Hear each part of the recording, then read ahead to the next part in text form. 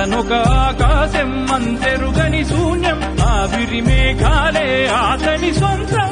మరమరి కలవైరం కాల్చెడి అంగారం వెలుగుల వైభోగం అతని నయనం ప్రాణరుణ బంధముల తరుగును కుడమిగ నిలుపుటె తన గుణం